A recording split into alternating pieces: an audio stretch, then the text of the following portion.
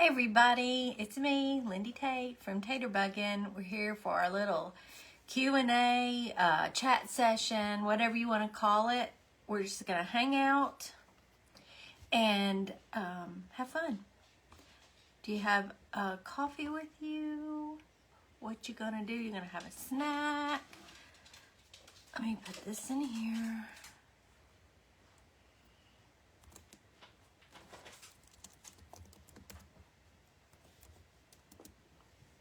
Okay. Now just wait and see if anybody shows up to talk to me because I can't sit here and talk to myself. Cindy, it may just be me and you sitting here chit-chatting.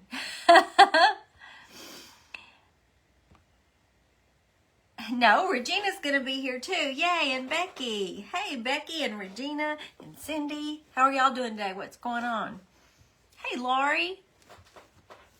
There's Opa. Hey, Opa, how's that tooth doing today in your neck? I hope you're feeling better. So it's rainy here. And of course, you know, it's just cloudy and it'll stop and start. And of course, as soon as I came out of Target, rained on, but whatever. Hey, Nelda and Judy. Marjorie's here. Hey, Donna. Y'all are so sweet to come chat with me. Hey, Betty, Jerry, and Jermaine, and Sandy. Y'all are all showing up. Yay. You know, you do something like this and you think, oh, what if nobody shows up and I just have to sit there by myself? You're supposed to get I would have missed you. Oh, you were thinking 2 your time. You're probably not the only one. I know. Hey, Sharon. Waiting on the school bus, Jerry. Ria's here. I get to see you this week. Ria, I've got to do, we got to change the day because my mom's appointment is not until 1:20 on Wednesday.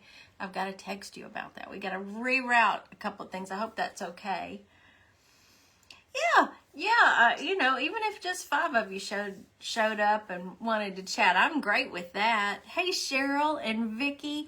Oh, you're sweet, Vicky. Thank you so much. Thanks for sprinkling, Minnie. Yeah, let everybody know if they want to come and chit-chat. Hey, Michelle.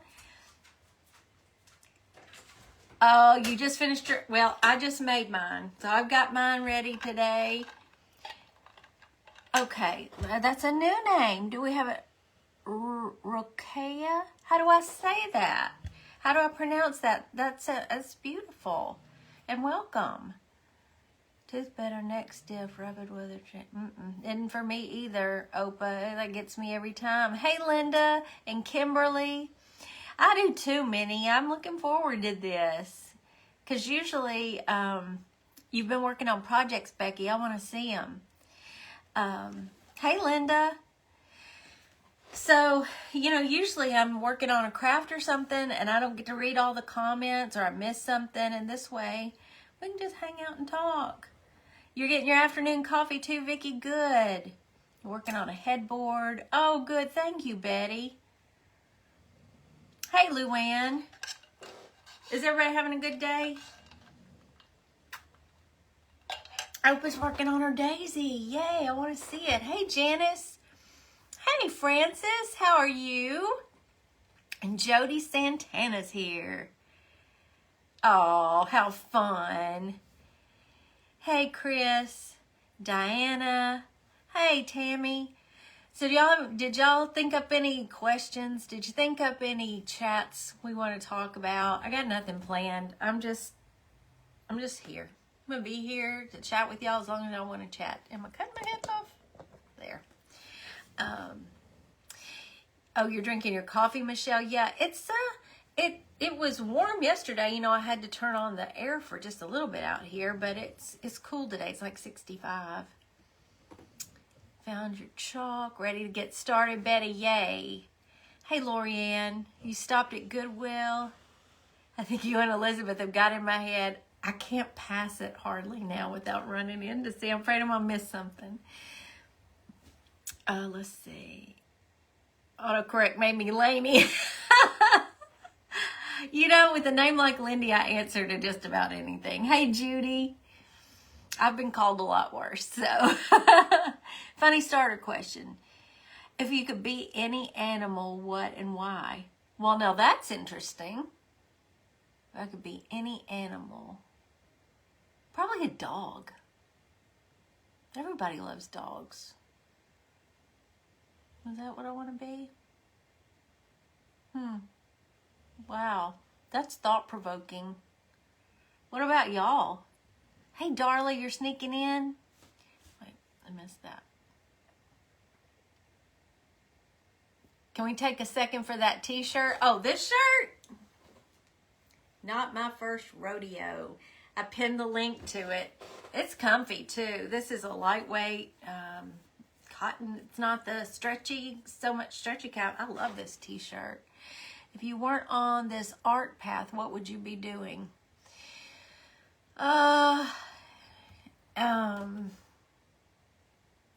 You know, well, I was a medical transcriptionist until that kind of went away. They started doing the voice recognition software.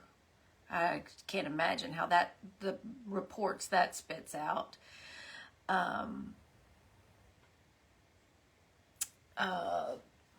So honestly, you know, I think if I had not stumbled on the Ugly Dolls and then gone into art, I'd probably just be maybe working in an office somewhere. I don't know. That was my dilemma.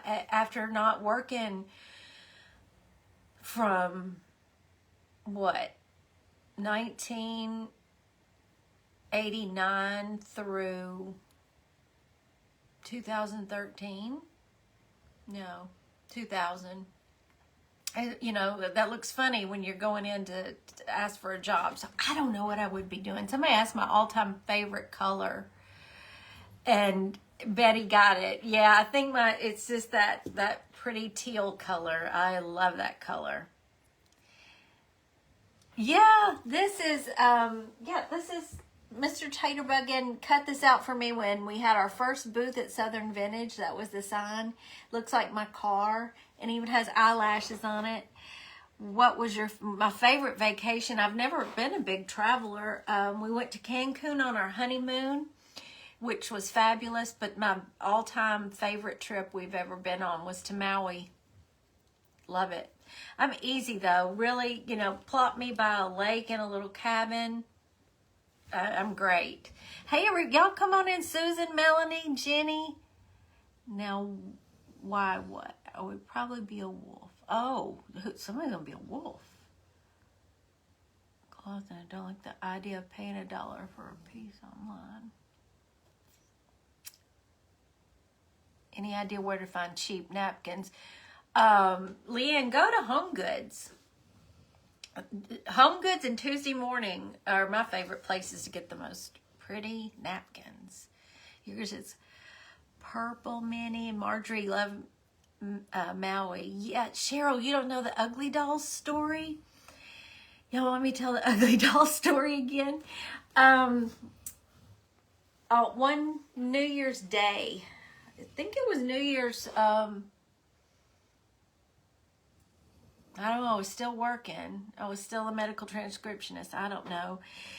And I had seen this thing. Pinterest was brand new. And, you know, this picture popped up. What is her name? Junkyard Jane or something like that, I believe. Oddest looking little dolls. And I studied it and I thought, that's pretty fun. That's cute. I wonder if I could do my own take on them. So I still got the very first one. I should have brought some show and tell. I found a drawer of Ugly Dolls that I saved that are just mine. But this is the first one I made. I sat there that day. I hate to sew. And got out my sewing machine. And so I came up with this guy. I popped every seam and had to stitch it by hand. I used, I don't know what this is, hard thread for his hair, and embroidery floss. So the craziest thing, I thought he was just so funny looking. I made sure some of his stuffing, came out at the top, so he looked fuzzy headed. I just was having a good time being creative and trying something new. And I posted it that night and I said, what should I name him? And there were all sorts of names. And then it was actually Trisha's niece, who is a good friend of mine too, Tiffany. All she commented was UGG space LEE, ugly. And that was it. I knew right then. There's Elizabeth. Hey, girl. So people wanted me to make them one of these. And I thought that was the darndest thing. I got to remember some of these questions. They're coming real. Yeah. So anyway, I'd made a couple and I would change them up a little bit. I, would pull out different scraps of fabric. But then I actually sat down and made my own design. The first one, past this, they didn't have arms, just like that one. I made it a little fatter. I would do little ones that you could hang from your rearview mirror or on your keychain or on your purse. And I used feathers for their hair. So I started doing theme ugly dolls. And then it grew into where my real close set of friends would come over and help me. We'd have parties where we stuffed ugly dolls. And Rhea, who's on here, or was on here at least, she was the master at dressing them up in clothes. She did one look just like Elvis. I've got pictures of all of them, but I put big old sideburns on them, and she made the whole white 70s Elvis rock suit. I did zombie uglies. It blossomed, and I got them in stores, and I always said, Mom thought it was hilarious. I said, God has a sense of humor, because I hate to sew. And of all things, for a business to plop into my lap like this, and I have to sew. But I would do elephants and, anything I could dream up. I still have all my patterns for all my uglies. We did my friends and I did an ugly dolls quilt. So we all have our own lap quilt with different ugly dolls on it that we had made. So it was while I was doing ugly dolls that I started painting. And once people started wanting to buy my paintings, that's what I wanted to do. I knew that's what I loved. Long story. Anyway, all-time favorite movie song. Off the top of my head, the first one that comes to mind is The Way We Were. I love that. Yeah. That was the theme song to The Way We Were. I just love that song. Yeah. Isn't that a cute name, Francis? Ugly. So, if I did, I did a lot of craft shows and stuff. To see people, walk by and suddenly see my dolls and the smiles on their faces, and, they'd never seen anything like that. I did all the sports teams. We just had the biggest time. Hey, Jerry from Texas. I think the ugly owls were your favorite. I loved doing the owls, yeah. Yeah, Penny has an ugly doll, don't you? Oh, I love Evergreen too, yes. Did I miss some other questions? I thought I saw some more. Hey, Carol. Thank you, Kelly. I appreciate that. I think the ugly owls are my favorite. Oh, Elizabeth, you have an ugly owl? It looks like a tooth. You're not the first person to say that. They changed a good bit.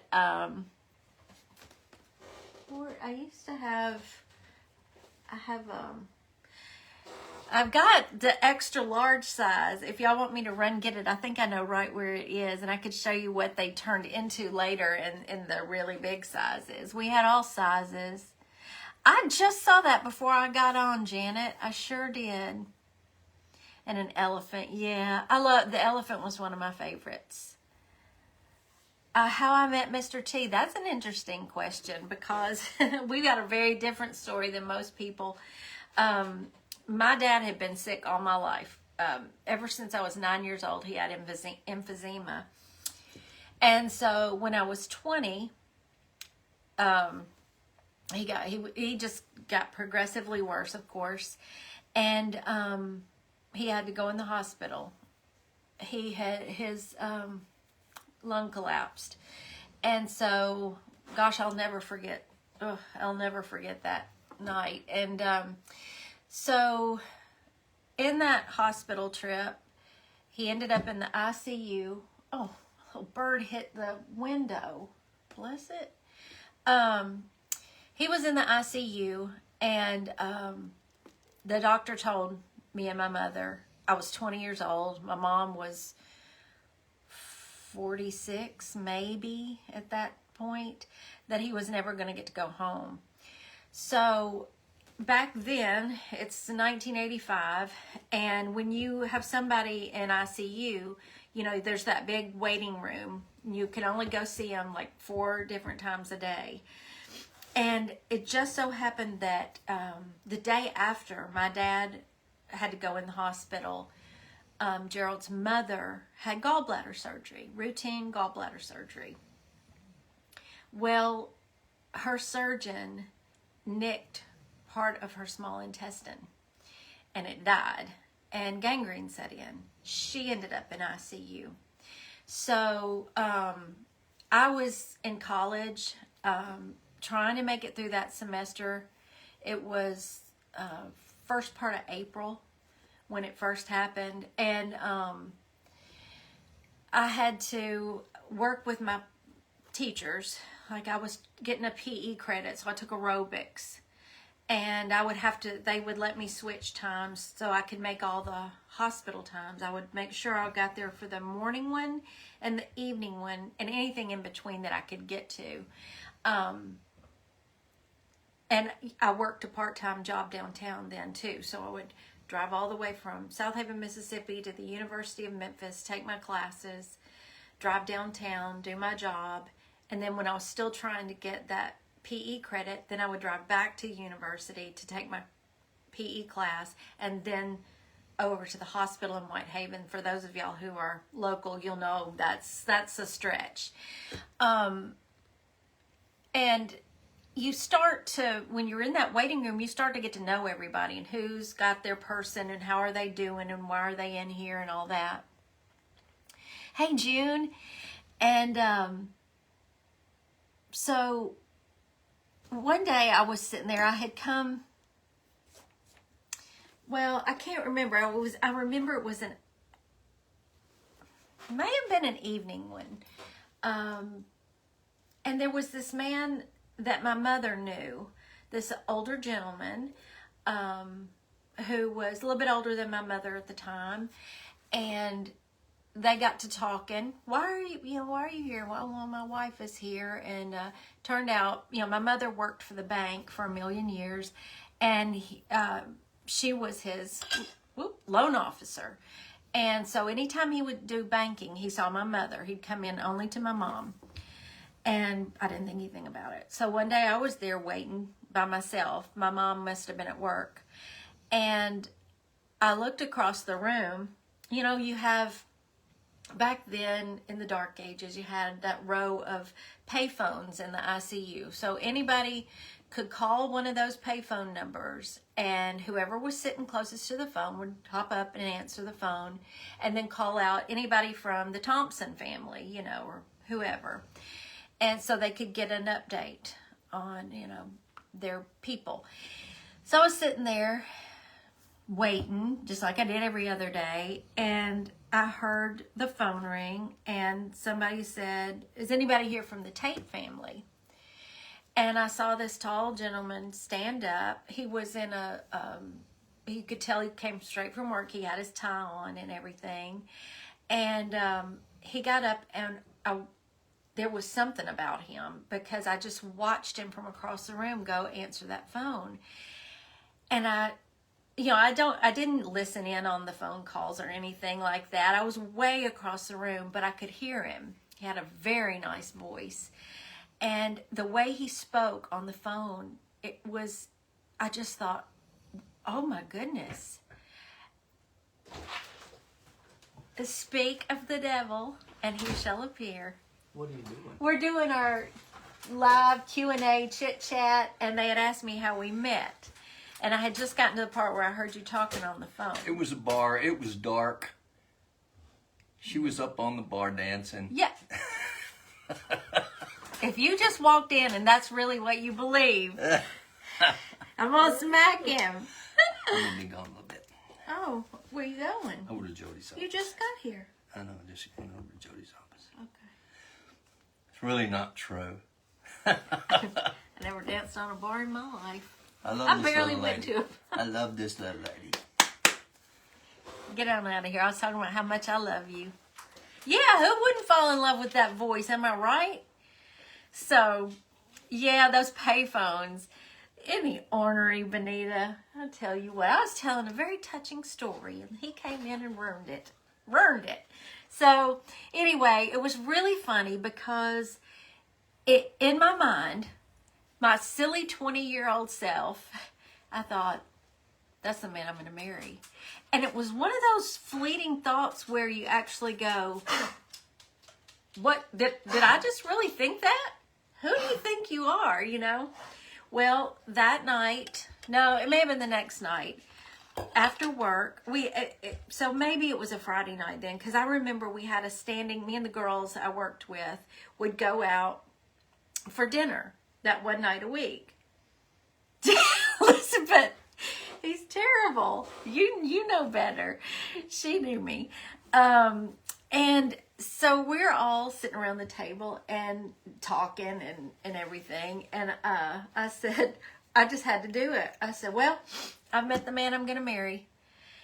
And they knew I was on a dating hiatus. I had just gotten out of a 2.5-year sorry relationship and dated one other person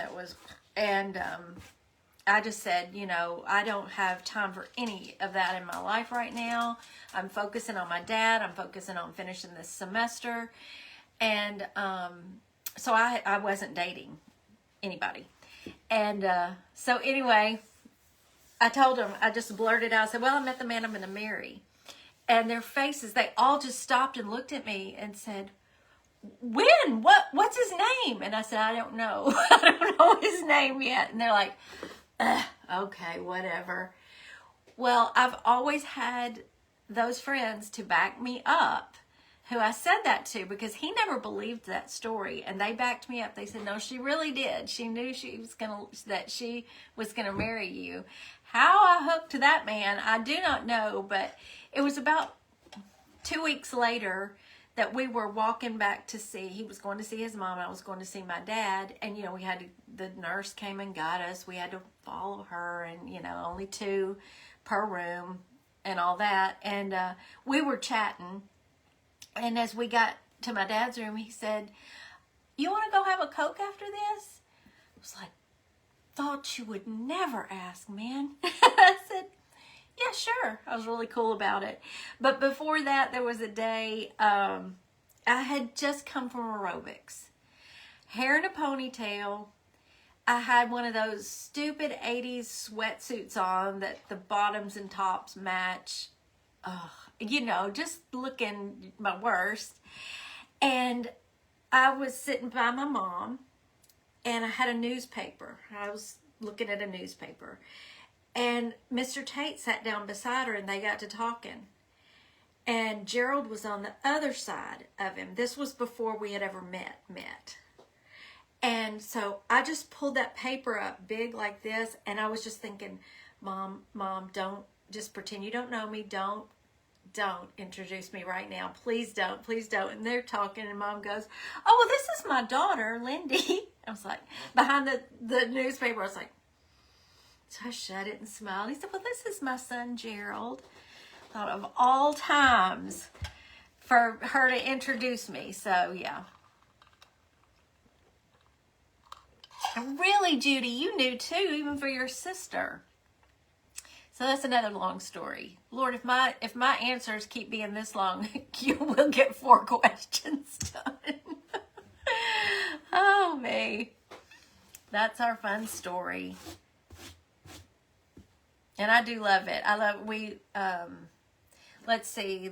Our first date was on May 2nd of 1985.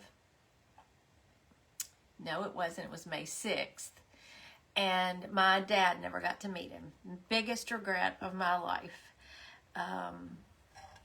Biggest regret of my life was that my dad never got to meet him. He got to see him walk past, and he knew he had taken me on a very nice date. One of our very first dates.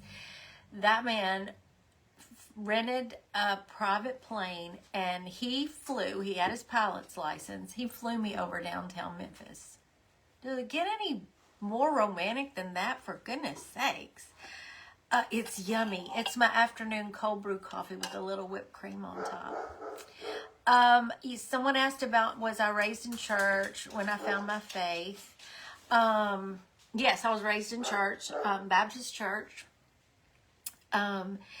We lived with my grandmother. My mom and dad and I lived with my grandmother till I was 11. And so I would mostly go with her. I'd go to Sunday school. And why did Elizabeth said shut up?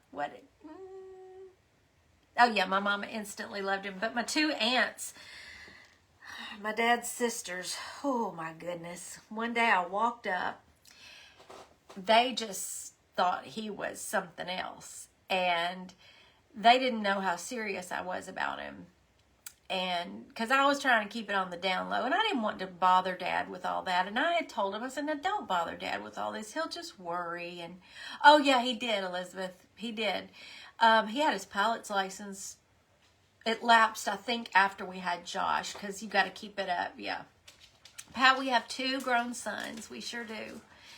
And so we had some fun. You know, we'd go to fly-ins, you know, and he flew me to Reelfoot for dinner one night, and I loved to fly. On that first date night, when we sat down and were talking, he had just bought a boat. He had divorced, and he had had a 10-year marriage. His first marriage was 10 years, and then he was engaged to somebody between her and me, and then that was long gone. He was done, and so when we were having a Coke and talking, he told me, he said, I splurged. He said, I've always wanted a boat, and I just bought a boat. And I was like, you're kidding me. Do you ski? He said, oh, I love to ski. Especially back then, I could ski all day long. I love to ski. And he had just bought a boat. And then he told me he had his pilot's license, and I love to fly. I was like, oh my goodness, I can't be this lucky. I cannot be this lucky. I don't know what I did in my life to earn that, but God blessed me. So the funny thing was, the next day, you know, he told me he had picked out the boat. He bought it. They're going to deliver it tomorrow to my apartment. I was leaving University of Memphis. For those of you who know Memphis, I was going downtown to my job, and I stopped at Poplar and Highland, and then I had to turn left, you know, to go downtown toward the river. As I sat there waiting for the light, they were towing a boat, and they were headed back that way. And I looked at it, and I thought, I wonder if that's his boat, because they were going in that direction where he would be, his apartment was. And it turned out that was his boat. We just had so many things that kept lining up. It was so funny. I got to see his boat before he ever did. So that was cool too. But my youngest daughter got engaged on a small plane. She and the hubs are both pilots. Betty, that's so cool. Yes. Hey, Celia and Janet. So I think our first let's go have a Coke was like May 6th. And he asked me to marry him on October 18th of 85. And then we married a year and a day from after my dad died. I wanted it to be, my dad died on the 16th of May, and I purposely chose May 17th. It was a Saturday night, and I knew that that would ease the pain of Dad's anniversary death. I had a hard time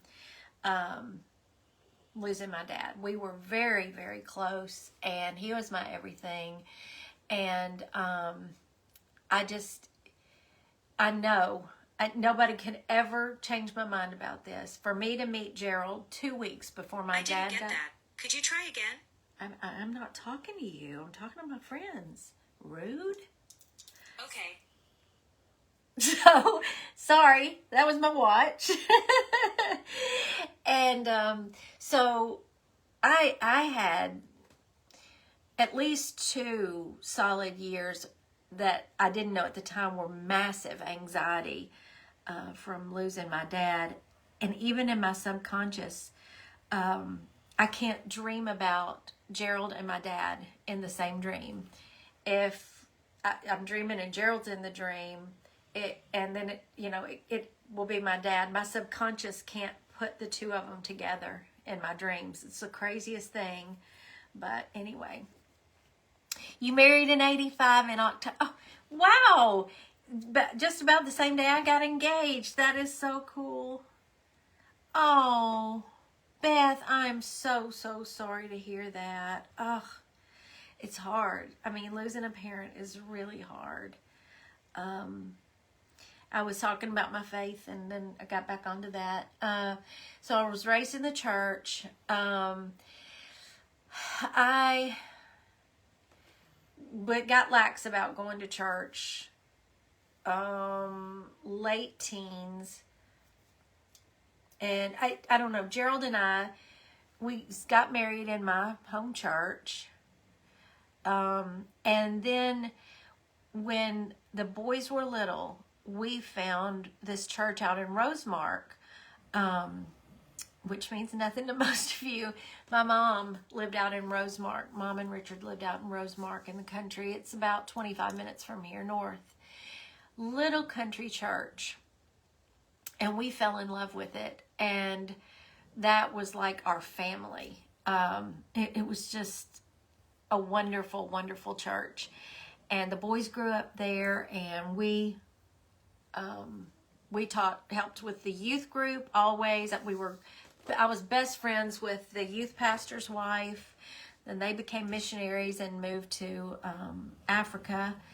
And so while I was at Rosemark Baptist, I was baptized when I was 11. And so I was telling Amanda not too long ago when she was baptized that I'm what they call a double-dipped Baptist. Have y'all ever heard that before?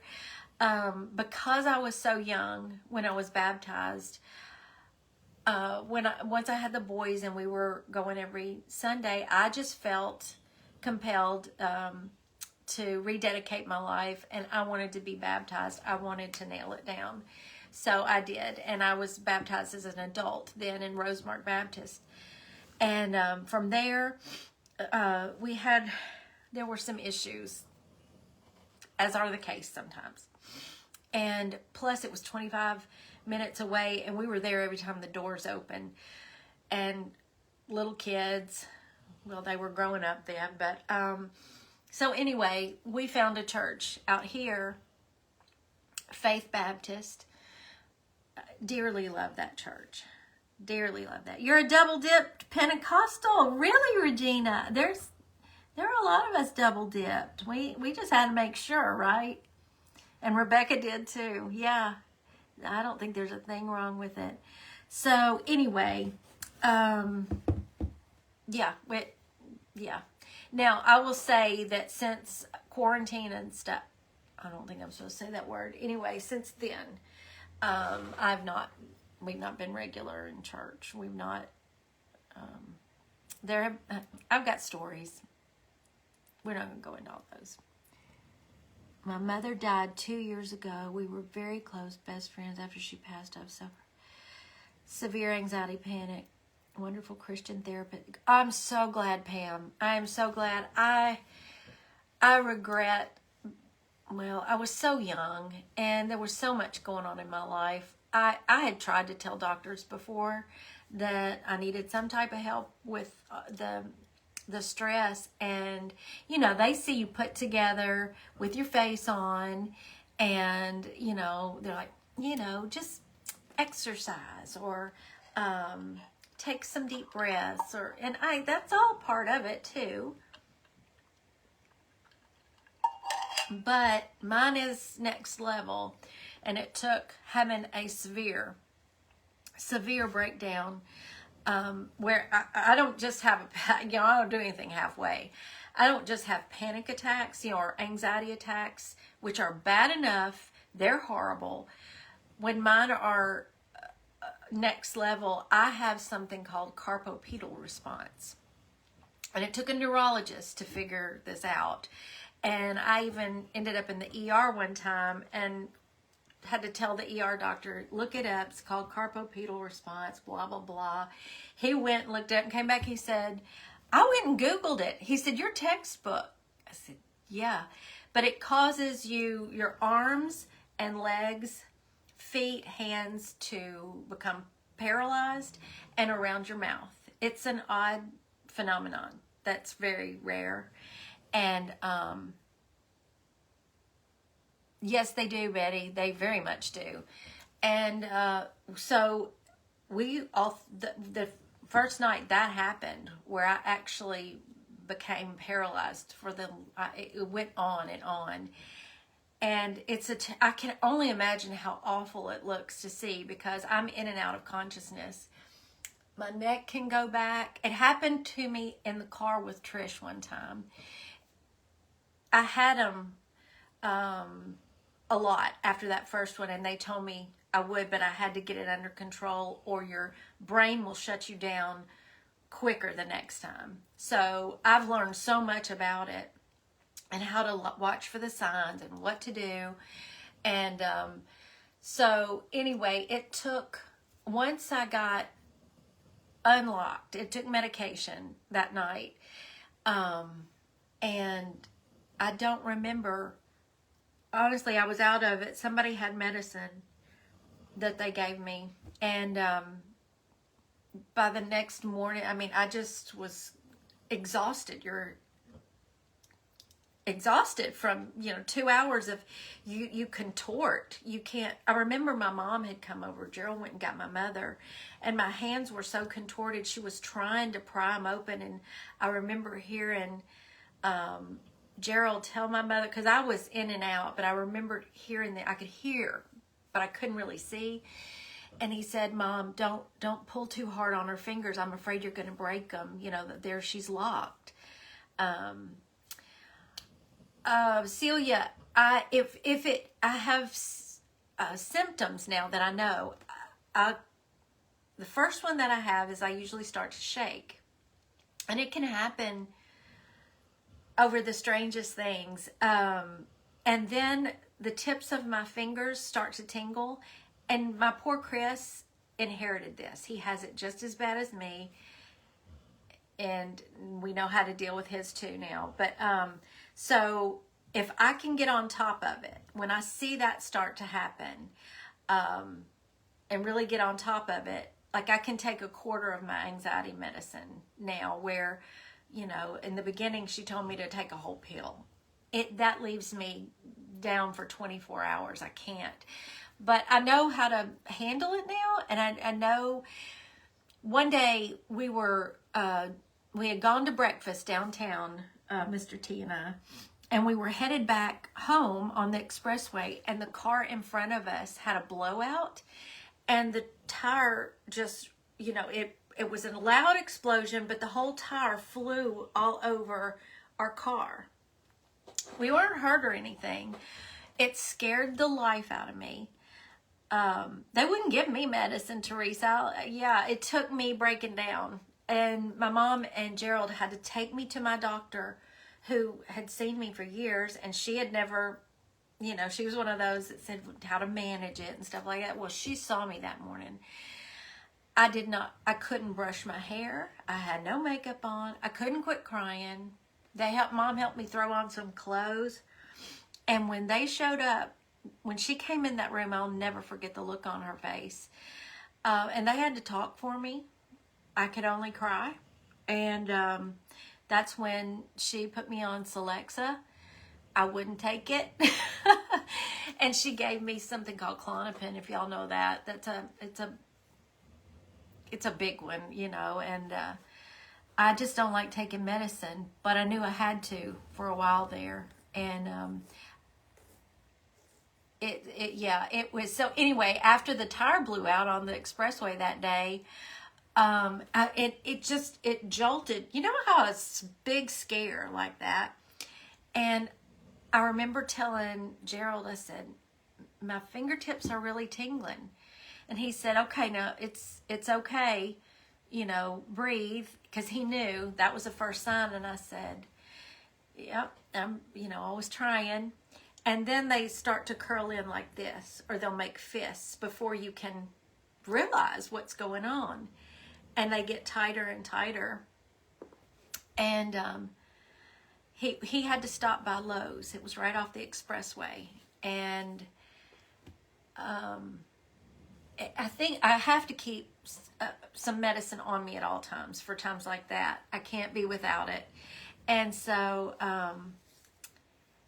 he was going into Lowe's. He said, are you sure you're going to be okay? I said, I'm going to be okay, but I feel it coming on. You go do what you need to do. Let me just wait in the car and it's like a pressure cooker building up. I can feel it. Once it gets to a certain point, and this is going to sound so strange. Man, I can't believe I'm telling 200 of you this. It had gotten, I had such a jolt from that scare that by the time we got into the parking lot of Lowe's and he got in the store, it'll come on me real fast and my head goes back, and sometimes it's a scream or a yell. I have no control over it. Very embarrassing. But I was in the car by myself, and then I cry. And because the medicine, I took a quarter of a pill real quick, but it was too big of a startle, I guess. And the people walking through the parking lot of Lowe's, there's this woman sobbing her guts out in that truck over there. Oh my goodness. So yeah, you had a baby reaction to Klonopin. What happened?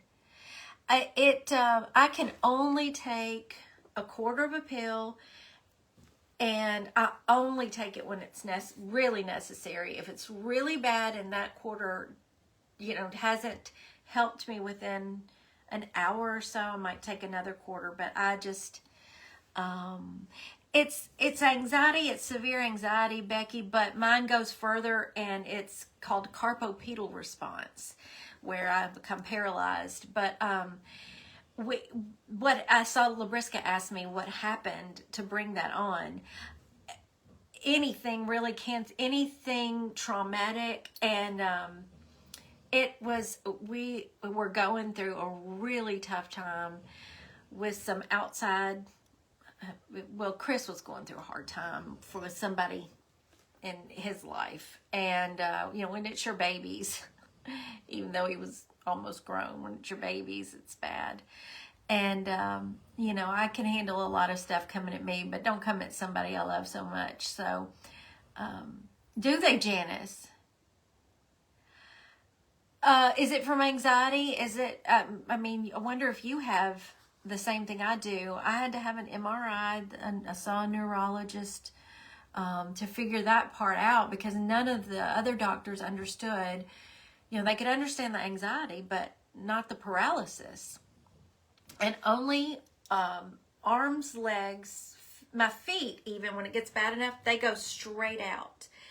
It hurts so bad, and you have no control over it, and around your mouth, so you can't really talk. Your mouth becomes paralyzed. Yeah, long-term stress can do it to me. That's why Gerald has to be real careful startling me now too, because I feel physical pain from it if it startles me bad enough. So, and you know, one day, bless Trisha's heart. Elizabeth's talking about being real protective of me. Trish is a mother hen. I tell you, she is a mother hen, and I'd spent the weekend with her. And I felt funny that Sunday, and I didn't know why, but I told her, and she got out that blood pressure cuff, and she was checking my blood pressure, and it was off. And I said, I'm fine. I think, I'm just going to drive home. It's a 45-minute drive from Trisha's to my house. And so she insisted on driving me home. You're not driving. Something could happen. It was not, we were within a year or so of this all happening, and she was just very protective of me. So we're on the ride home. And Elizabeth, we had just passed Germantown Methodist Hospital. And I remember as she was driving, trying not to upset her, but I knew it was bad. And I didn't know why. Still don't know why that came on that day. And I remember thinking the oddest thought as we drove past the hospital entrance, the emergency room entrance. I thought, I wonder if I should be stopping there. And I didn't say it out loud.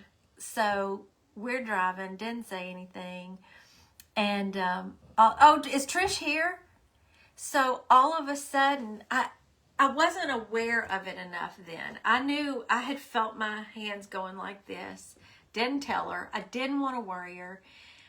But what I should have done is said what I said to Gerald in the parking lot of Lowe's that day, which I told him because I knew how it happened. I said, I'm about to cry. Don't worry. I can usually tell when it's not going to reverse fast enough. Well, I didn't tell poor Trisha. And all of a sudden, I think she was actually praying for me. And all of a sudden, it's not funny. It scared the life out of her. My head went back. And it's a noise that really, it scares me when it comes out. And thankfully, I've only done that a handful of times. But bless her heart, it happened with her. She whipped that car around, took me back. I kept telling her, no, I was crying. No, just take me home. No, Lindy, we're going to the hospital. She took me straight to that emergency room. And by the time we got to the emergency room, I was pretty much out. And all I remember seeing is her. She wheels up in there on two wheels, under that awning, runs in to get a wheelchair because I couldn't walk. And I was out of it, and I opened my eyes enough to see there was one of those wheelchairs that's this big. She got me into that wheelchair. And, I was just kind of slumped over because it was so big. And I was just slumped over in the wheelchair. And we thought about it later. We had spent the weekend together. Hair was a mess. No makeup on. And what that must have looked like to all the people waiting in the waiting room. And so it was not until, by the time I came back around, I was so mad at being there. They wouldn't let me go home. I had an IV in my arm, and I knew what was wrong, and hours were passing, and I was getting madder and madder, and I was fussing at Trisha and Gerald for making me stay there. And I said, I know what's wrong. I'm fine now, So when they finally put me in a room, and I told the ER doctor, he's like, this does not present like anxiety. I said, no, it doesn't. But I have carpopedal response. And, it made perfect sense. I was a medical transcriptionist. When they told me my diagnosis, it made perfect sense because your arms, that's the carpo, and the pedal are your legs, in medical terminology. And the neurologist explained it. He said it's very rare. And he told me some examples of when it happened, like in war and stuff like that. And it's right around your mouth, so you can't speak, really. Well, the ER doctor came back in. By that time, he knows I'm not dying. He looked it up. He said, you're right. That's that's a first for me. I didn't know about that. And then he goes, by the way, and he giggled. He said, I like your shirt. It was then I realized the shirt I had on. Do y'all remember Gladys from Ellen, the Ellen show? That lady, Gladys, she said, I love Jesus, but I like to drink a little. But I drink a little. I just thought that was the funniest thing in the world. So I had on my Gladys shirt that said, I love Jesus, but I drink a little. And so what did that look like when Trisha wheeled my unconscious self? When we figured it out, we have laughed over and over. Neurologist, it's a neurological disorder, Pamela. I don't, Jane. I don't anymore. I probably did in the beginning. Yeah, I think I did, Brenda. You should hear Trish tell that story. She tells it funny. I'm telling you, she can tell it really funny. Because she got to see the whole thing. I was out for a lot of it. But we have laughed and laughed over the way we were dressed. The fact that, I'm serious, y'all, God has a sense of humor. He had that t-shirt on me that day. So, and Elizabeth, you know me, and you know, if I had thought I was going to be going anywhere in public, I wouldn't have had that silly shirt on. Oh, thank you. Y'all are so sweet. Pam, that is so sweet. You have to know that there are others who need to hear it. I'm so proud of you right now. Anxiety, panic, and depression are the number one. I was floored when I was a medical transcriptionist. It was when, working for, you always have to do their medications list. There are very few people out there that aren't on some antidepressant or anti-anxiety medication. I just feel like, some people are diabetic.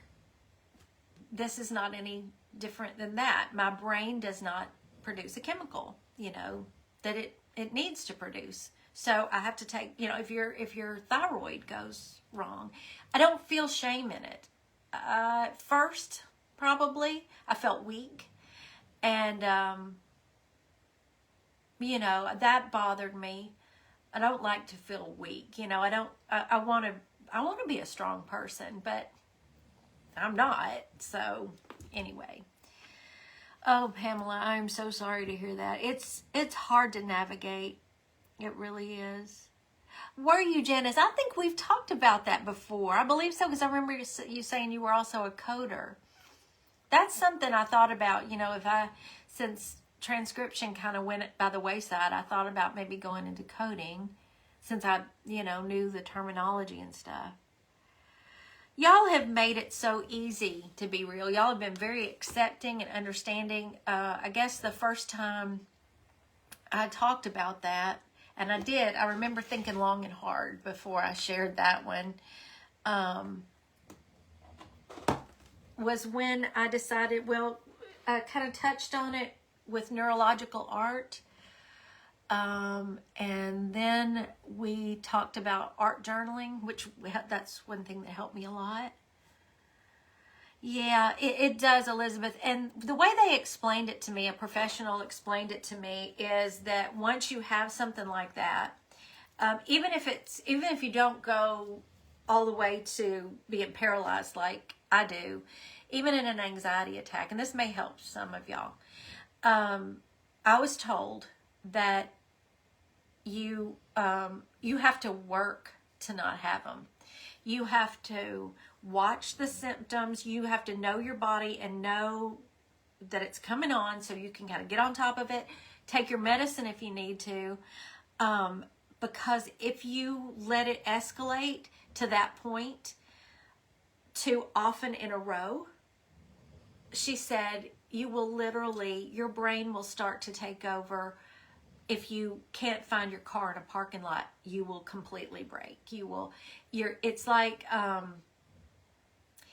that's my brain shutting me down. It's that fight or flight that you feel when in intense anxiety. And so it's a coping mechanism that your brain uses, and it literally shuts me down. You know, this is too much for her to handle. Shut the body down, and that's it. She can't go anymore. She's over her limit. So in the beginning, once I had that big one, yes, I had several others. It's far less scary when you know you're not dying, but it's still very scary. And I think I've had one in the past year, and I had not had, and I think it was after, it was during at the first of the year when my stepdad was so bad off, and we were just, I think, as I recall, I had one. Yeah. You have to listen to your body. And if I break like that, if I get to that point, it's going to take me 2 or 3 days to get over it. I mean, I'm just, it's like you're just empty, a wet rag, you know. Me too, Michelle, and that's why I went into it. Right before I turned 50, and the year before, so I was 49, I went to Painting with a Twist with some friends, and when I was sitting there, you know, I didn't think I could paint. I didn't think I could do any of that. Hey, Amanda, I'm so happy you're here. I've been yapping for an hour now. What, have I answered 3 questions? I think so, Wendy, and that's a shame. I mean, you felt that way about your diabetes too? Oh, yeah, I'm just, that's how I had to equate it in my mind to understand that just because it's happening to your brain, that's part of your body, you know, but there's a stigma on it. It's getting better. The more that people talk about it, I think there's less stigma to it. It's, you know, you got to talk about it, and we can't help it. We just can't help it. And it, you know, a lot of what people would like to say when you're stressed or something is, well, you know, just don't think about it, or just, you know, the things they say, just don't think about it, or just calm down. That's the main one. Calm down. If we could do that, we would. It's not fun to feel that way at all. It is not fun. It's just like any sickness. You don't do it for the fun of it. You don't catch the flu for the fun of it. It's not fun. You want out of it. So, you know, I've always told people, if you love somebody with anxiety or depression, don't say calm down. That's not a good. Mr. T has never had a depressed moment in his life. He's never had anxiety. I'm this complete anomaly to him. But he's learned so much through me, and he had to see firsthand. And so he knows now not to say calm down, or, you know, he knows I can't help it. He knows Chris can't help it. We do everything we can within ourselves not to feel that way, because it's not fun. So, Cindy, and it's that, and you know, because I know exactly how that feels, I mean, that hurts my heart. It's for somebody I love to be struggling with depression. Oh, you'd do anything to take it from them. Oh, Deborah. And some days are worse than others. The pain is... I don't think she would mind me saying, but not the rheumatoid arthritis, but Epstein-Barr is what my best friend Trish has to deal with. And oh, if I could take that from her. So I know what you're talking about firsthand, because we're very close. We talk all the time, and we know everything there's to know about each other. And yeah, you have to, Pamela. That's right. Deep breathing is a big part of it. Do they, Elizabeth? I hate that. I think my oldest son has a form of it. It just comes across different than Chris's. Chris has exactly what I have. After so many years of being married, you learn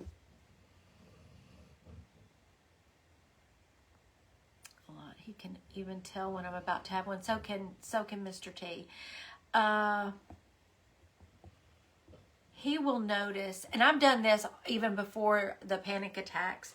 One thing I've always done is if something is causing me anxiety, I break out in hives. And it'll crawl, you can see it on my chest, it crawls then up my neck and around my face like this. And I remember it was one day I was out shopping with my mom while Chris was in preschool and Josh was in kindergarten. So Mom and I had a little time to run some errands while Chris was in preschool. And I got a call that somebody had shoved something in Chris's ear. I think it was. I believe that's what it was. And I was asking questions, about, is he okay? And when I finished the phone call, Mom said, you are broken out in hives. You've got hives all over you. And I don't know it. It happened while I was doing the comments on one of Mr. T's lives. The one where Trish was here. And I don't know why. I don't know what I was talking about, but it'll, you can see it. I'll break out in hives. I can't wait to get to read all these comments because this is good stuff. That must have scared you and G before y'all figured it all out. I could write so much right now, but I am so grateful that you have your best friend and you're such a... Oh, Melissa, thank you. That's so sweet. You'll have to... Yeah, y'all can message me, whatever. I didn't even know this talk would turn into a, kind of a therapy session, but maybe that's why this was meant to be. So many of y'all deal with these, don't you? My goodness.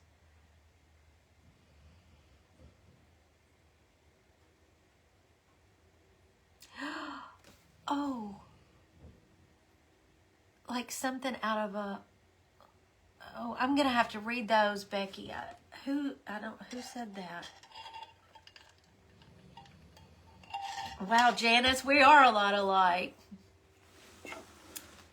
Onto myself, and diabetes was as well as most other diseases. Right. I mean, if we could help it, we would have done it.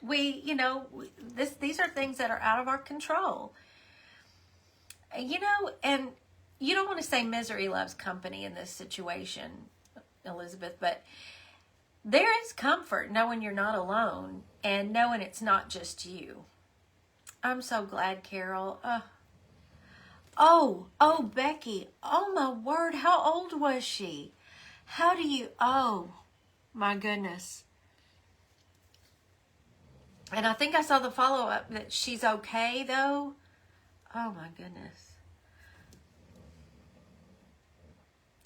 Absolutely, especially nowadays. Maybe it's always been that way, but when I was growing up, when I was a little girl, people did not talk about things. There were layers of secrets upon secrets. And I remember as a little girl, it was mostly my dad's family that was really secretive. And y'all forgive me if any of my dad's family happens to ever see this video, but it's true. There were so many secrets in that generation. And even as a little girl, I've always had anxiety far back as I can remember. I should have gotten, now you would get counseling for your child if you recognized the symptoms that I had. But back then, they'd give me an Alka-Seltzer to settle my stomach and straighten up, but I always knew there were secrets. I just didn't know what they were. That kind of messes with you a little bit. So I'm just glad now we talk about things. I do too, Elizabeth, and I didn't realize that, but they would not make fun of me. My family wouldn't make fun of me, but it was what they call a Lindy kind of a quirk that as a kid, I worried all the time. And I remember in my little mind, That's how I thought I could prevent bad things from happening. If I ever caught myself without a worry, I would have to think of a worry so it wouldn't happen. I mean, next level for a kid. And they bought me a book. My family bought me a book. I can't remember who actually bought it. And the book was called What If? And I still remember the words. And me too, Regina. I can cry. And it was called What If? And it started out, what if an elephant climbed your stairs? What if your closet was full of bears? You know, it just went on like that. And they bought me that because I was a chronic worrier. It did not help. But anyway. One of the worst things I've ever had said to me. Oh, I want to see what. In depression was that my faith was not big enough. That's not fair. I do too, Elizabeth. And that's always made me even angrier. You know, to get angry and cry made me feel weak. I wanted to be strong. But yeah, to tell somebody who's depressed that their faith isn't strong enough, no. No. That's not true. Look at me wrong and I will cry. Well, heck yeah, me too. I'm sensitive. There's nothing wrong with being sensitive. My paternal grandmother was extremely, extremely sensitive. We really tiptoed around her. You were called worrywart. I was called that a lot when I was a kid. I would have stomach aches every night. And I remember my mom telling me, I mean, I was, in 3rd, 4th grade, and so she'd give me an Alka-Seltzer. And I remember one night she told me, she said, if you keep having these stomach aches, we're going to have to take you to the hospital, and they're going to run all kinds of terrible tests on you. Really, Mom? Did that help? That was my biggest fear at that time. I was scared to death of doctors. And that's what she told me. Well, then I met Trish when we were 13. And we became fast best friends. And I remember finding out that when she was between 9 and 13 at some point, she had chronic anxiety as a child too. And her parents did take her. She had all those bad tests. And I remember thinking, oh my goodness, they really did that to her. And you know, they threatened me with that, but it really happened to her. And all it is anxiety. They're not going to find anything other than, you know, maybe the lining of your stomach's getting eaten away from anxiety. Family always thought I would be the first to have an ulcer. Yeah, Leanne, oh gosh, oh my word. I can't believe all of y'all just deal with this so much.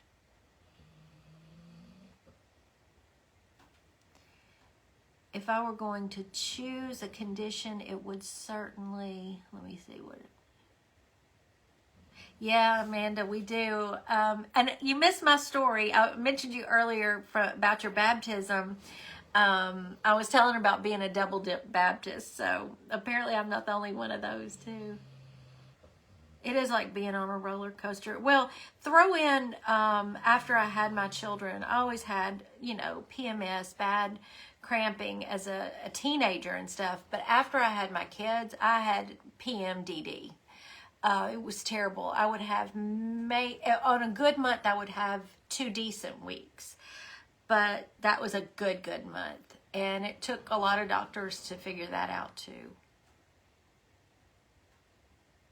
I'm trying to find, I hope I can get back and read every single one of these. Sometimes Facebook gets funny about not letting me see all of the comments after the fact. So let's see, what should we call our new club? We're not calling ourselves the Worrywarts. We're not.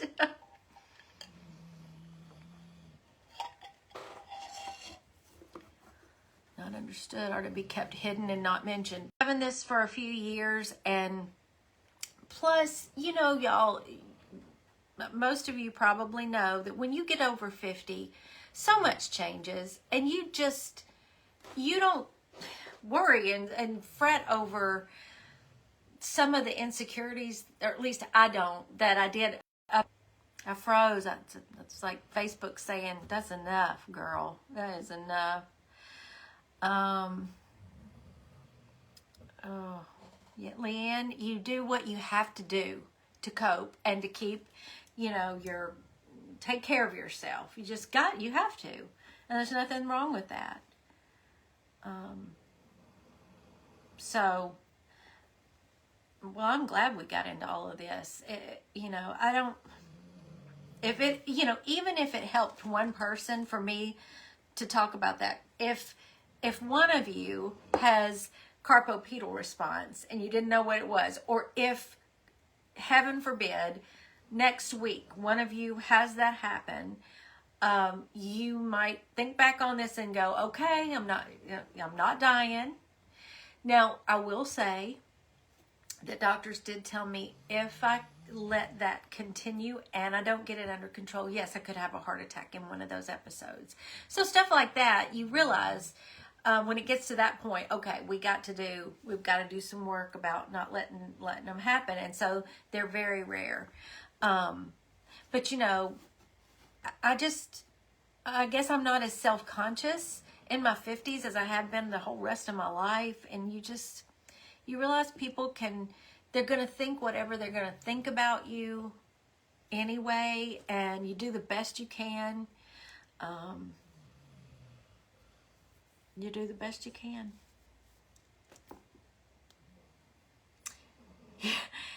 Yeah, that's it. That's it, Elizabeth. You're give a darn, and that's a nice way to put it. Busted over 50. You just kind of come into your own, and I didn't even think about that, Benita. I guess I didn't even know I was wearing the right shirt for today. I guess you're right. That's funny. Again, God's sense of humor, The thing is that with this shirt, in this Bell Lily order, I didn't order this shirt. It's not usually my style, kind of with the, what do you call this on the front, a steer or whatever? And I love it. I love it. And it just came in with my other stuff by accident. Okay, I'll go look, Elizabeth, as soon as I'm off of here. I hate that, Janice. I really do, because your family should be there, to support you. They need to be your safety net. We all need to be each other's safety net. I know, me and my shirts, me and my t-shirts. I gotta watch these shirts that have words on them, don't I? It's told for years I was depressed by military medical physicians. They kept trying to put me on medication for depression, but I had an overabundance of electrical activity with my heart that I felt was anxiety. The heart specialist did an ablation and corrected the issue, but for years, being misdiagnosed causes many other health issues. Yes. Oh, goodness, Teresa, yes. See, anytime a doctor would, they'd try to put me on an antidepressant first. Right, Opa? And I would say, I'm not depressed. I'm not depressed. I'm not a depressed person. I'm upbeat most of the time, but chronic anxiety, I have found, can bring on depression, bouts of depression. So I have since been there, had depression, but that's why I resisted antidepressants so much, because I didn't feel that was my problem. But taking Celexa changed my life. And oh my goodness, I'm so thankful for it.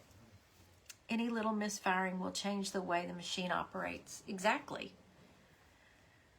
You break out red in your chest too, Bonnie? And my neck.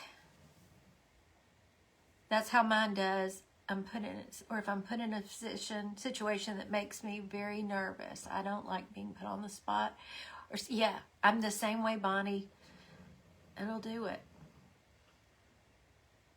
My 60s. I'm getting close.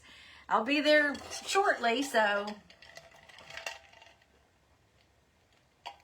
Oh my goodness, I've been on here for an hour and 15 minutes. I think we should do this once a month. Have just a bonus live where I just get to sit and chat with you sweet ladies. I really do. I've learned so much today about y'all. Oh, you were put on Celexa a few weeks ago. Wait, let me get back up here. But I have to keep that for my husband. He's a minister. Oh, Tammy. Hear what I go through. I've only been taking medication a few weeks, but I feel 100% better. I wish with all my heart that people of faith would understand. Anybody. I just want, but especially people of faith, pastors, Sunday school teachers would understand. They would never look down on somebody who has cancer or diabetes or has to take thyroid medication. They would never think to do that. But because your brain doesn't make enough of a certain chemical that you need to take a daily medicine, there is no shame in that. There's no shame in that. And I will go to my grave believing that. And I can't imagine that you're having to actually hide that from your husband because he frowns upon it so much. That's not okay. That's not okay. And I hope God helps him to see that sooner rather than later. Did it really, Diana? Made you gain weight and so much fluid and weight. I found something good. It's all about finding that right one, isn't it? They tried me one time on Paxil. I took one pill. It was horrible. The side effects were horrible. And so I just felt like they were all bad. But you have to find the right one for you.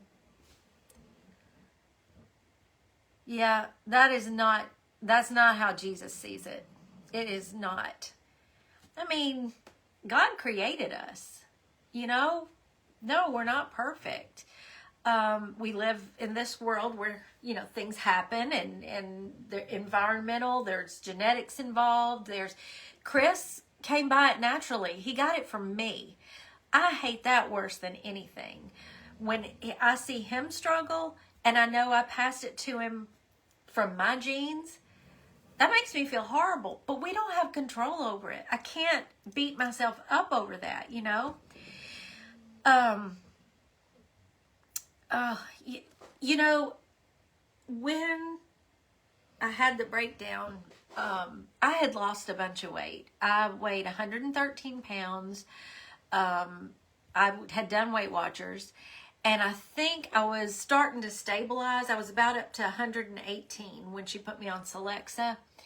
And I said, okay, because I had this weird anxiety about it. Once I had lost the weight, I was scared to death of gaining it back. I mean, scared to death of gaining it back. I worked out 5 days a week. I watched what I ate. And then she put me on Celexa. Well, she tried to put me on Celexa. And I said, but is it going to cause me to gain weight? Because that's going to mess with my head. And she said, well, it depends. She said, this one technically doesn't. She said, usually Celexa will make you lose weight because most people are stress eaters. When they have anxiety, they eat. They want ice cream. They want sweets. I'm the opposite, of course. If I'm stressed, I lose my appetite. I don't want to eat. So when I got on Celexa and it made me feel good again, I had an appetite. Food tasted good. So consequently, I'm a few pounds fluffier now, but it's not the Celexa. It's I don't work out anymore. I run my own business. And anyway, la la la. Yes, Janice, thank you. David was depressed and he wrote Psalms. They are taught in ministry school Christians are oppressed, not depressed. But I would hide myself in my room for days sometimes. Work, come home and cook dinner, go to bed and repeat. When my boys were, well, when they were in school, grade school especially, I rarely left my bedroom. It was my safe spot. I would sit in there and I would cross stitch. I didn't realize that I was depressed. I didn't realize I was hiding out from the world. I was always in my bedroom. I would sit on the bed and cross stitch instead of like most normal people. You get up and you go into the den and you, like I do now. Of course, that room was darker. We didn't have the windows in there, and I think that was part of it. But I swear, I think I got close to agoraphobia, you know, where you just have such a fear of leaving the house. And so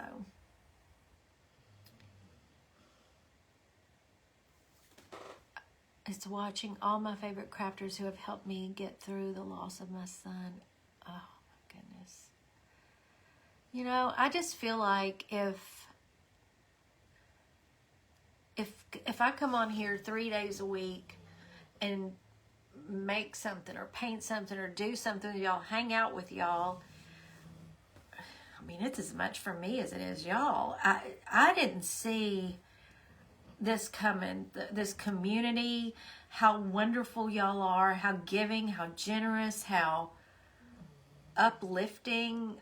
Gerald and I never, ever saw that coming. And I wouldn't have, you know, I wouldn't know all of you if I hadn't jumped in and started doing this when we all got inside our houses. I try to watch my words on those because sometimes, you know, Facebook can take us down. Passed away at 66 from complications of heart failure.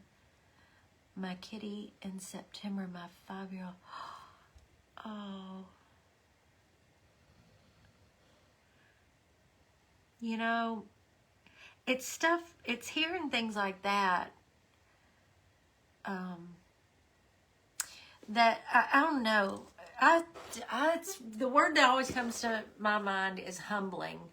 And the other creatives who go live or, that are on here right now can speak up.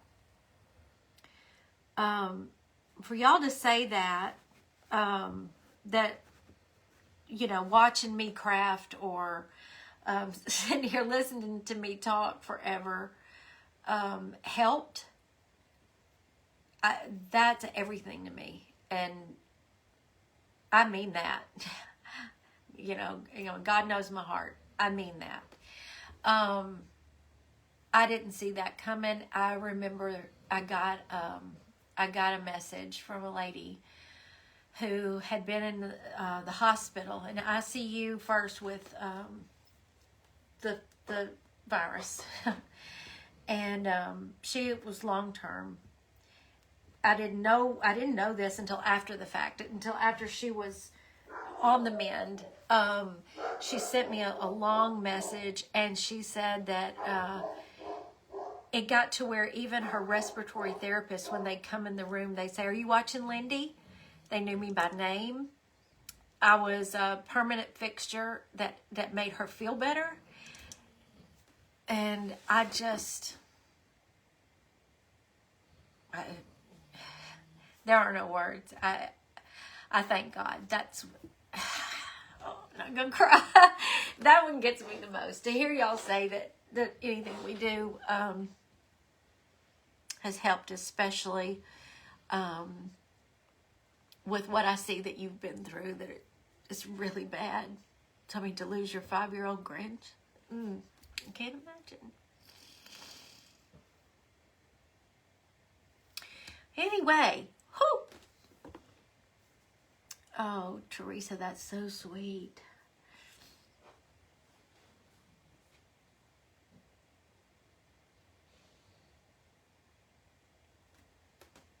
Oh, well, y'all are amazing. Y'all are amazing people. Yeah, I think I saw a stink bug who didn't belong here. And I'm crying. Oh. You know, I'm somebody that I said, I don't know how many times in my life, my mom still says it. I always said, I wonder if I'm ever going to find my talent. You know, God gives us all talents. And I would really search and, you know, my purpose, I wanted to, you know, do something that helped people. And to have this just sneak up on me, which it didn't, it was God. I can look back at every stepping stone, how he's brought me here. And, you know, I can only hope, and I choose to believe he does see it, that my dad sees where I am now, because he'd have gotten the biggest kick out of this. Oh my, yeah, oh, but yes. I wasn't gonna cry. I'm not crying, you're crying. I'm not crying. Oh, Teresa, y'all are just amazing ladies. And, you know, I've told y'all before, I like to pray before I go on live and just ask God to bring whoever's supposed to be here and just speak through me and let me bring, if it's a laugh, if it's encouragement, if it's an hour of not thinking about whatever you're worried about right now, whatever. That's all I want to do, so... Yeah, these are tears of joy. They are. So this has been special to me. This has been really special to me. And I don't even know if I'm going to put this on YouTube. This is between us. I may just leave it on Facebook. What do y'all think? Oh, so let me just say this. There's Chris Tate. You want to come say hi? Hello. Here he Hello, comes. everybody. I know what's coming. You know what's coming? Uh-huh. What are they going to say? When we're cooking again. We're going to cook again soon. He promises. Hey, Petey. How'd you like your pizza? This kid, that's a grown man, but I call him my kid, works at a grill on Sunday nights for a second job. He has a full-time job, but so he works at a grill now on Sunday nights. He told me last night before he went to work, he said, Mom, when you get up tomorrow, there's gonna be a pizza in the fridge waiting for you. He knows I love pepperoni pizza. That voice, ooh la la. Ooh la la. He sounds just like his daddy, doesn't he? So anyway, I said so I would have a pizza that he made for lunch up at the grill. And so I had forgotten, and Dad opened their fridge this morning. He goes, "Ooh, you got a box in here," says Mom. And I remembered it. He was making me pizza, and I was so excited. So I ran my errands, and I came home. That pizza is good. I think every Monday I'm going to need a Christmas. And I opened up the box, and he had written me, "Love you, Mom, C," and a happy face. I was wondering if you'd see He's that. a keeper. He's a keeper. He's a thoughty one. What is your tattoo on your arm, Chris? Which one? Y'all, for those of you who don't know, he's a tattoo artist, so. You got a bunch of them. Well, yeah, I've got a lighthouse up here that's the beacon's on fire. Hold on, I can't position it very well. It's backwards, yeah. It is. Yeah, that's a lighthouse. There's a compass. Uh-huh. What does that signify? A raven. Oh, that's the direction you're traveling, but it's always off north. Yeah. Oh. I don't know about that. He's off kilter. And then I got a wizard. Right They're there. very meaningful. And No, then, they really are to him. Message in a bottle. Yeah, they mean something to me. They so. do. And the owl on his chest is for wisdom. So that one I did know. Does Chris do eyebrows? No, he doesn't do cosmetics. No, I'm not certified for doesn't want Cosmetics.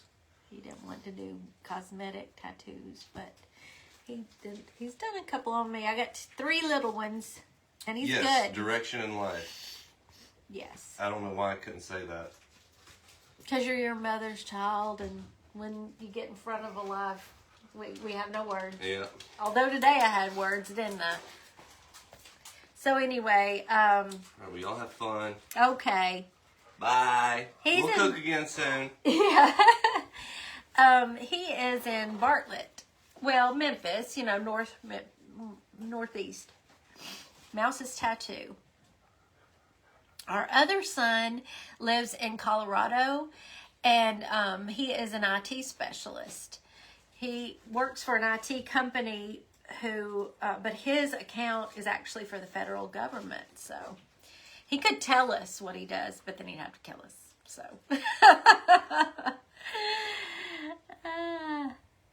Oh, that's so beautiful, Teresa. Oh, that's so sweet. Bye, Cherokee. Oh, are you saying bye to Chris? Maybe so. I thought you had to go. I got a phone call, Miss seemed like I was talking about, I know, I wanted to ask y'all, before I let you go, because I got to let you go, you got to have some time. Elizabeth from Ellie's Attic is going to, she'll be on at 5:30 today, not 5:45, because it's going to be a bit longer craft, she said, and I can't wait to see it. Hey, Monica. So I realize I have never tried going live on my YouTube channel yet. I want some feedback on that. Let me know if y'all want to do like just a one of these where we just do like a test run to see how it goes. Oh, really, Jane? Yeah, probably so. And the other thing I wanted to ask y'all about is, just as I was getting off the other day, we were talking about the texting service and that I shut the texting service off. One of you said get Telegram. So I started looking into it. I downloaded it over the weekend. I've got to figure it out. But can y'all tell me, do you know any other crafters that use Telegram? Is that something y'all would want me to... is that something you'd want me to do in place of the text that I send out? I got to figure out how that works. You don't watch YouTube much. YouTube lives are different. I've watched one before. I've watched a couple of them. They all use Telegram. So the way I understood the little bit about it is you would have to have the Telegram app to for me to message you. I've got to learn. Rekindle Blessings uses it. I think Pat from Unique, yeah.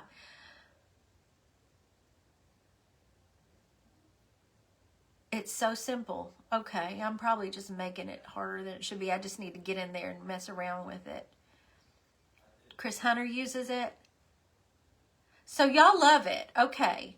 Y'all are used to it. Okay, good. Well, I think that's what I'm going to do. I think I teared up and my nose is all red. I look like Rudolph when I look at the screen. You do need the app. Okay, I've got the app on my phone. And so once I get it figured out, I'll post about it, how to, if you want me to send a text. From Telegram to Facebook? It comes through Messenger? Yes, the Telegram app is free. Okay. Yeah, that's why I am. We're still on. We've just been talking and talking and talking. And so, yeah. Okay. If you have the Telegram app, any of your followers have to have it as well. All you do, wait a minute, it keeps going up. I keep missing it. All you do is share your Telegram link with us, and then we start. Well, that's easy. Okay, I can do that. Tell him I said hello again. He's just walking through. Y'all, he has been making the trays. He has been busy. Nope, it comes up like a text message. That's good. Okay. So, just for those of you who like having that reminder, or you've missed, me not doing the texting, so you'll get to pick. Everybody's saying hey to Mr. T. Anything else before I go? I cannot believe I've been on here this long. But, I told myself before I got started that as long as y'all wanted to chat, we're going to chat. And this ended up being a very good one. I enjoyed this so much.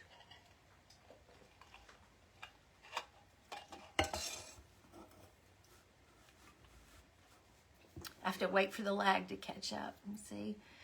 If y'all have anything else you want to talk about, I just wanted to, I know I wanted to ask you about Telegram. I meant to ask you about that yesterday and I forgot. Hey, Cindy, are you still here?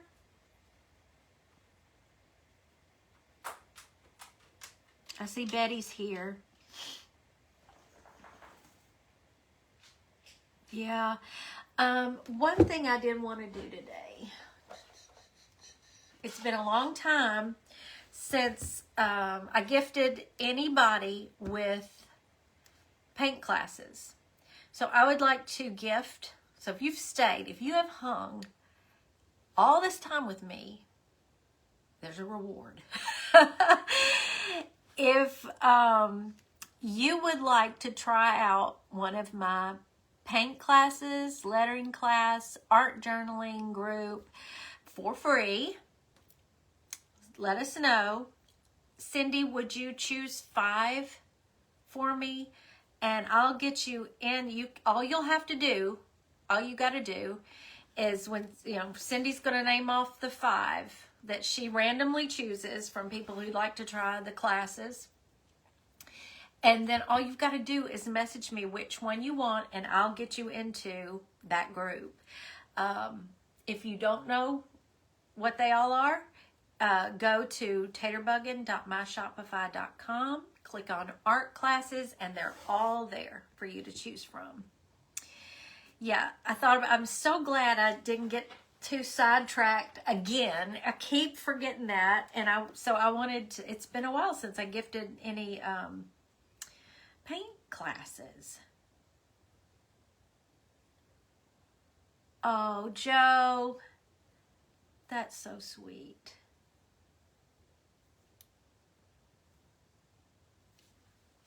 You have a memorized, Melissa. Okay. So when Cindy calls out or posts the names, I'm just going to write them down. Something else flew through my brain. What was it? Carol, go to our online shop. It's taterbuggin.myshopify.com. And you'll see categories. Just click on art classes and they're all right there. That's a lot of you that want to try them. Yay. We just did this one last week. The daisy. That was so much fun. And they're all different levels. They're all different subject matter. And we decided while we were doing the daisy the other day, I believe that's when we decided that we would do a rooster for May. A very colorful, kind of more abstract rooster.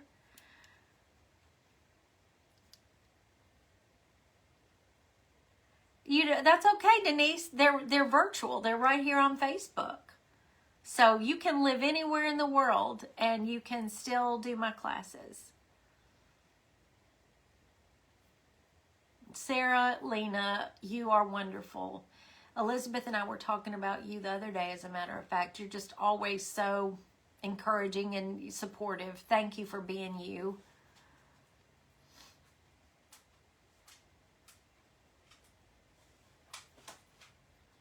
Oh, y'all like the rooster idea?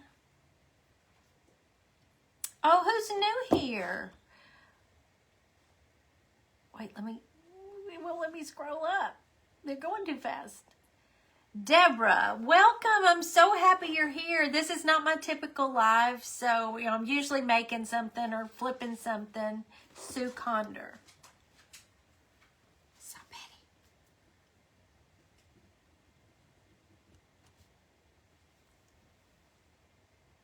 You like my animal ones? I never did take soul painting.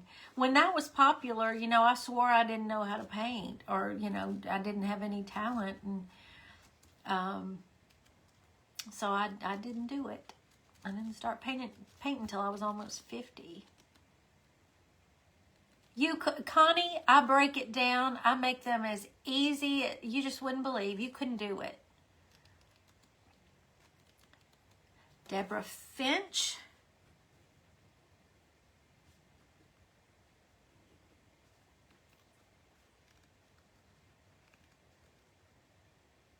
Oh, thank you, Denise.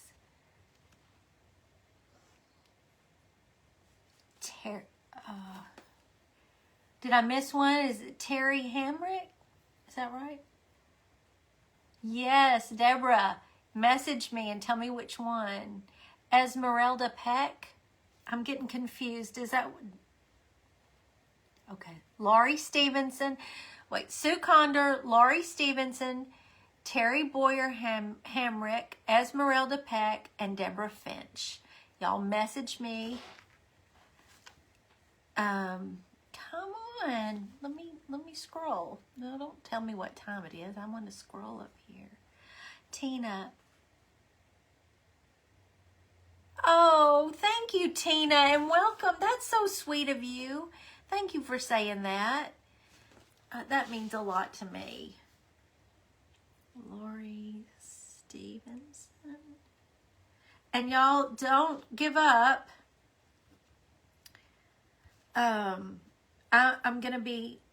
I want to give away, I can't say that word. Facebook doesn't like it. I'm going to gift classes tomorrow and Thursday as well.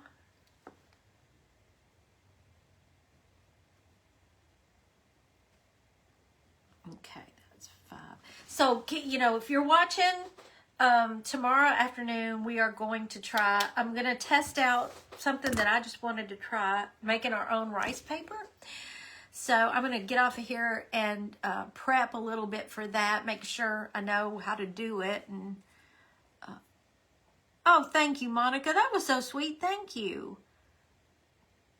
Yes, rooster in May, Michelle. I've got to get it painted, designed and painted. I don't have a group. What I do, Connie, is instead of having like a subscription group, I decided to just have a different painting or different subject every month.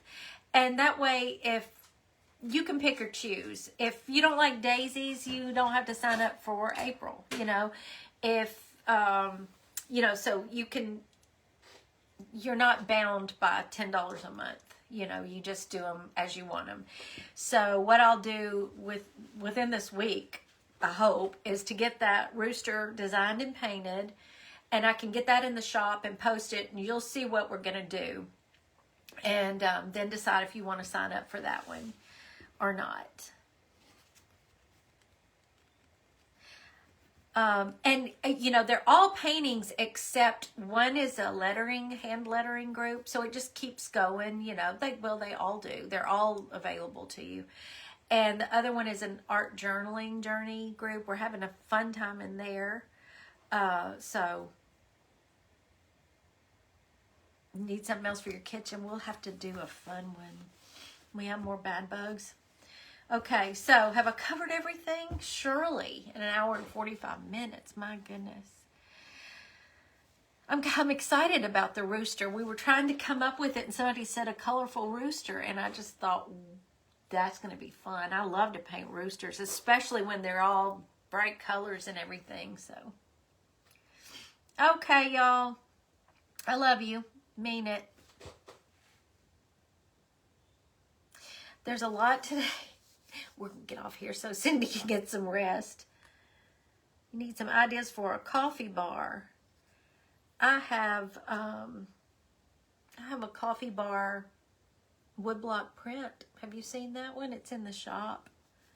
Love you too, Regina. Paint a sunflower for Denise. I have a sunflower class that's actually in the colors of the Ukraine, and we did it last fall. Let me show you. This is one of my classes, so if you want to learn how to do that, that's already in there and waiting for you.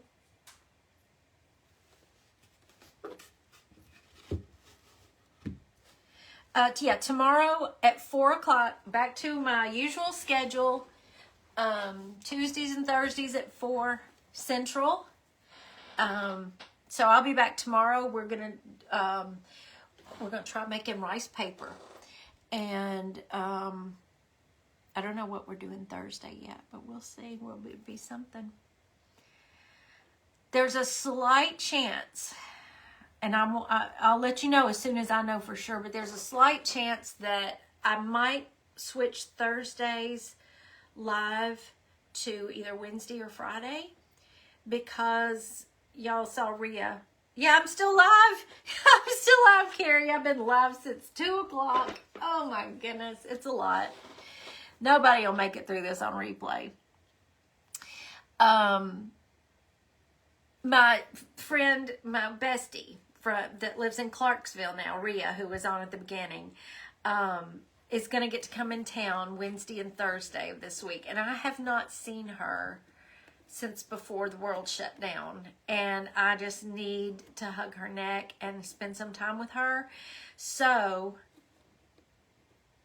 who my role model is.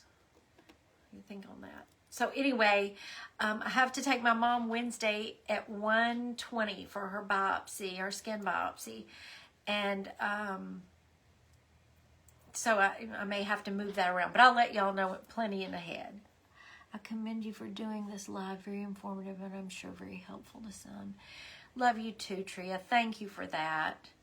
Thank you so much. And y'all, if you want to hear more about my journey, and that is if you didn't hear enough today, there's a video that's called My Art Journaling Journey, and we go into depth of how art journaling helped me in that time. Y'all, that is the most gorgeous colored bird. I've never seen that. Oh, I wish y'all could see out there. It's little bitty like a finch, but it's teal, that aqua color all over. I wish I need to take a picture. Oh my goodness. You think he'd let me? Shh, y'all be quiet. Give me just a minute. This is what I do when I'm in here painting and I see a new bird. I go get my good camera. Let me see if I can zoom in on him and I'll post it. Y'all can tell me what he is. Oh, that's a gorgeous bird. Every time I see a new bird, I know, Michelle, instead of say squirrel, I say bird. That one's just so bright blue that he caught my attention. I can't believe that's a beautiful bird. Bluebirds have moved into both of our boxes at the same time. That one's, they're building their nest in there today. She just told us to be quiet. Shh, be quiet. I didn't want you to run off my bird. Oh my goodness, I can't keep a straight thought in my head. I know we were talking about something before I saw a bird. I need to get Fat Robin's picture. Look at this bird. This is I think this is a nuthatch, but I got to show y'all this guy. Uh-oh. No, zoom in first, Lindy. Y'all, I'm nutso about my birds. Let me see if I can get him. He's very black on the top, very, very white underneath, and there's a spot of red right here. And it reminds me of a nuthatch, but he doesn't act like a nuthatch. So I'll post these pictures, and y'all, you bird watchers, can tell me if you know what they are. One of my dear friend's husband is kind of a bird watcher. And usually he can tell me my new birds. We're getting new birds all the time. And, so, and that's... does that make you officially old when you get really, really excited over birds? Because I am. I love them. They bring me so much joy. Janice, thank you for that. And you didn't scare him away. He's still out there. So thank you. Y'all were very good. And you played the quiet game very good. So I know I was talking about something before the bird caught my eye, but I'm sure it wasn't. I was telling you that I might have to switch my days around because Ria's coming in town, but I'll let you know about that. I gotta let y'all go. We've lost 100 people, and I don't blame them one bit. I really don't. This was so much fun, and I do want to do this more often because it seems like this was beneficial to at least I know a handful of y'all. And look, it made me have a red nose. Oh my goodness. Watch the birds and squirrel.